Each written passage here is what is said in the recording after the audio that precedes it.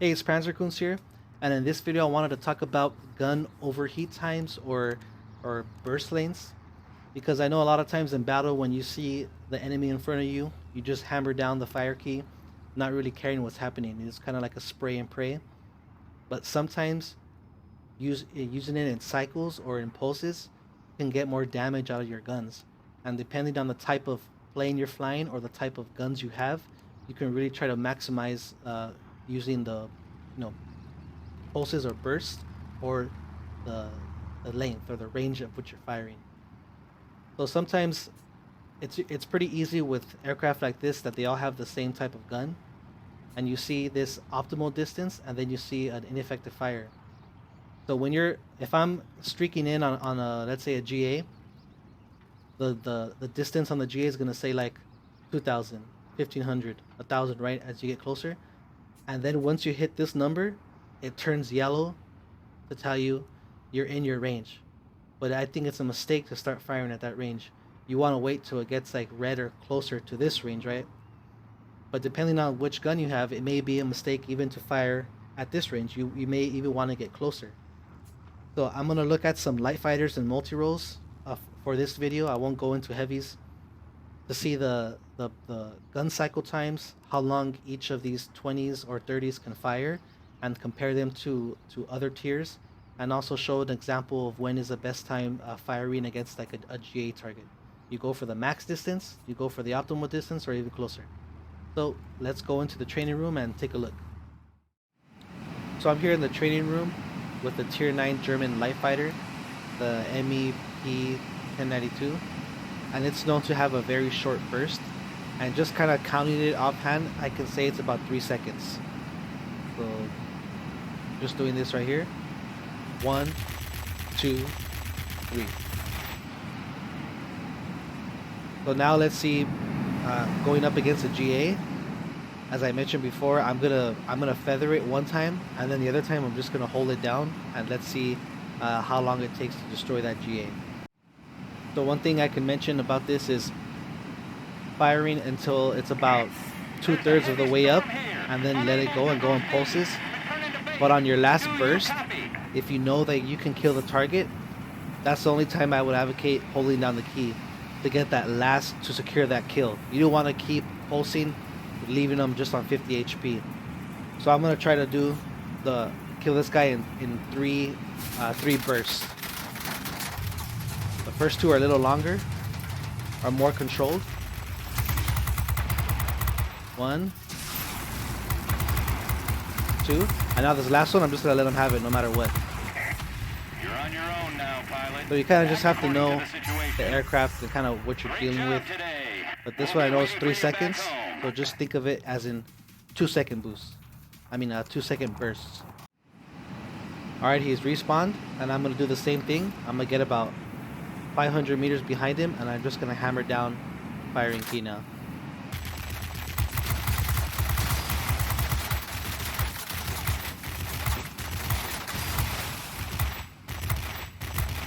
So you see, once you lock them up, there's really nothing you can do here.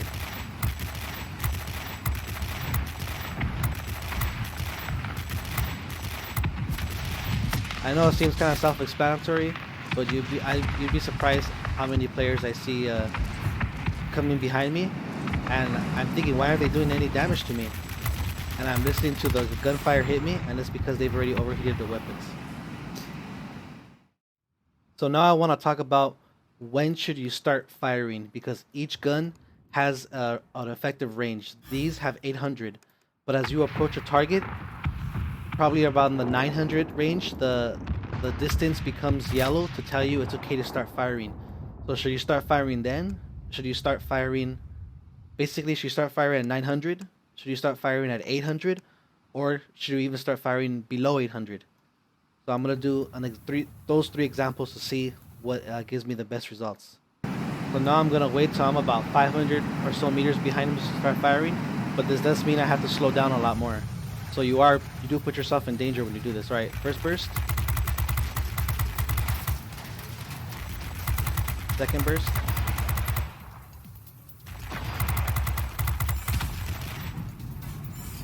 you see I had to slow down a lot but I was able to easily take him out in 3 bursts from about 500 meters. So as you can see with the MEP 1092 here, it has the optimal distance of 800 and ineffective fire distance of 1000. But starting to fire at 900, you saw it takes even longer, because when you start firing at 900, your short little 2-second burst is pretty much a waste. When you start firing at 800, you definitely could start to do more damage, but you're gonna need that third burst. And when you can get in to your target very close, around 500, you could even do two bursts, and maybe even sometimes 3. So that's important to think about when you're attacking. When you're attacking a big HP target like a bomber, a GA, or a big multi-role, you do want to get in close.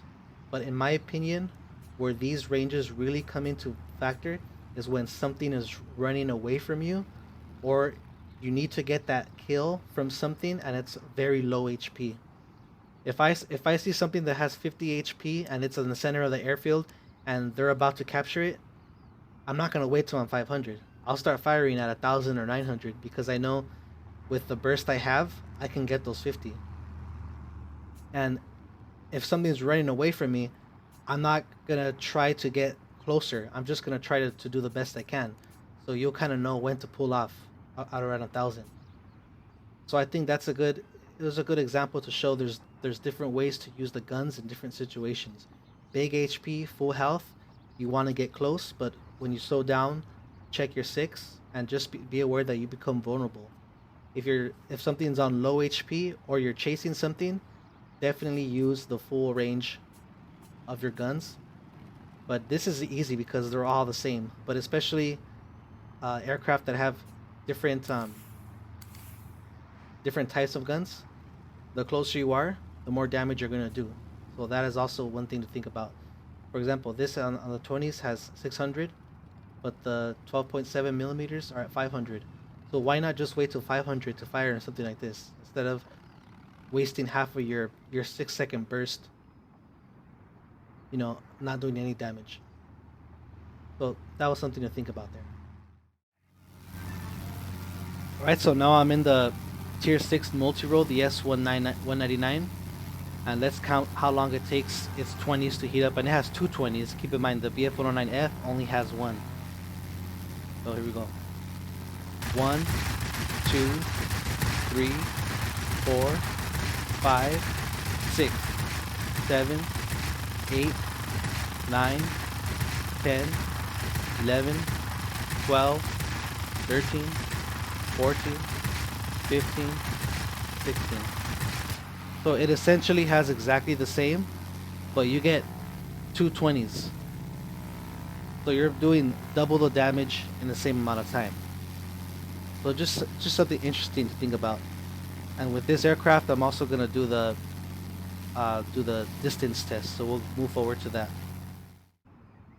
So as we just did with the MEP 1092, I'm gonna choose the S199 Sakin because I had showed it before with the BF109F. And just to recap, its guns, it has 20s, which have a 720 meter optimal range, and the 2 13s with 500. And as you can see, 720, I'm really focusing just on the 20s here, and it's at 900. So one round I'm gonna start firing at around a little bit below 900. The other one I'm gonna wait for 720, and the other one I'm gonna start firing at 500 when all my guns are hitting. As you can see, I take out the GA the quickest when I start firing at 500. So now I'm gonna wait to get really close, about 500, to start firing and see how we do in those 3 bursts.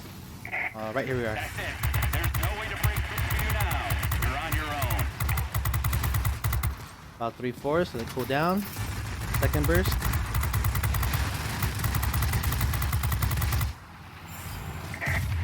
And I was able to do that in 2 bursts. Hang in there. Victory is up. I know this video is kind of all over the place, but I want to touch on another subject, the difference between tiers. So sometimes you jump up to the next tier, but the gun, you have the same guns basically, but the only thing that can change is the the burst length, right? So I'm gonna show the tier 6 Corsair alongside with the Super Corsair. And even though this has upgraded guns, they do more damage. It only gets 1 more second of firing time. So the tier 6 has 6, and the tier 8 has 7 seconds. So it doesn't seem like a lot, but in battle, that 1 second and this extra damage can really make a difference.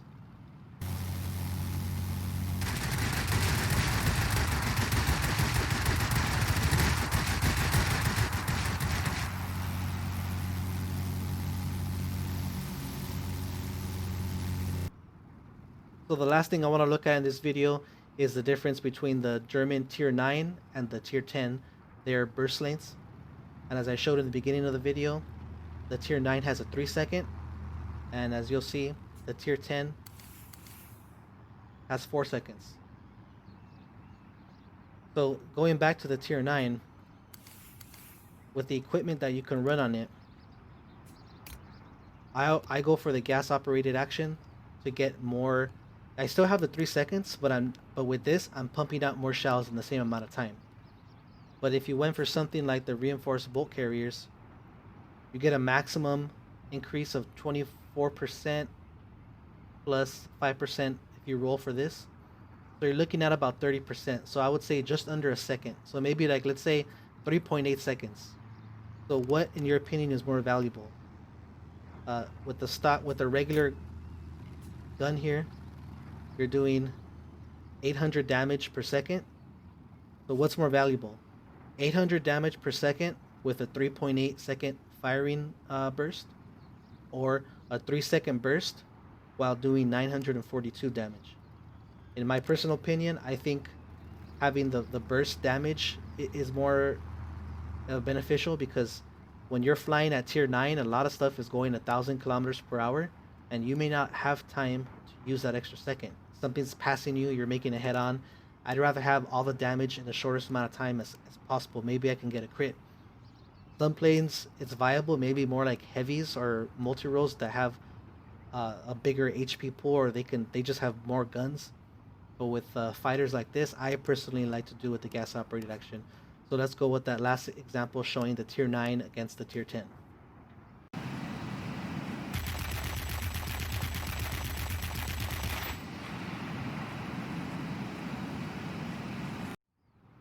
And to wrap this video up, I hope this gave you something to think about when you're firing.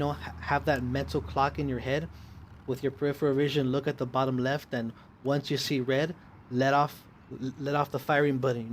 Let your guns cool down, and then do those pulses. On that last pulse, when you see they're low on health, or you can kind of take them out with that, go for it on that last one, because you don't want to leave them with 10 HP and you're trying to capture a base, and you have to do another turn, and it takes a lot more time.